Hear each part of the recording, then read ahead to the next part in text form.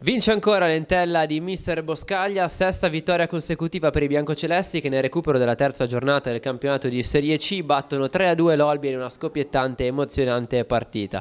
Mister, le chiedo quanto temeva questa partita, che arrivava in mezzo a due sfide prestigiose contro Alessandria e Siena e poteva rappresentare la classica buccia di banana.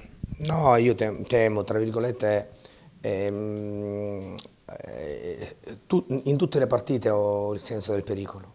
Tutte le partite nascondono insidie, quindi io vedo il pericolo in tutte le partite. Non le temo perché nel senso che noi dobbiamo giocarle. Se il timore, il senso del pericolo ce l'abbiamo e dobbiamo averlo perché questo ti fa alzare l'attenzione e la concentrazione. Davide è infallibile dagli 11 metri in questo inizio di campionato, più in generale è infallibile l'entella che trova la sesta vittoria consecutiva. Sì, dai, il rigore ci vuole anche un po' di fortuna per fare gol.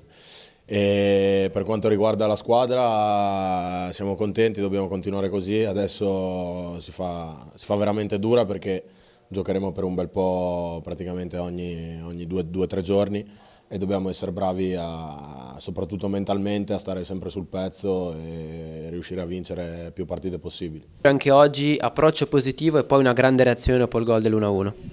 È dura, nel senso non è così scontato che le vinciamo tutte. È chiaro che vorremmo vincere tutte, ma non è così scontato che il risultato finale sia sempre positivo e quindi la partita che arriva è sempre quella più difficile con tutte. Oggi le insidie erano tante perché noi siamo nella posizione di aver sempre qualcosa da perdere. E quindi anche oggi siamo stati bravi perché è l'ennesima partita dopo 3 giorni e le fatiche cominciano a essere tante, penso che siamo stati più che bravi.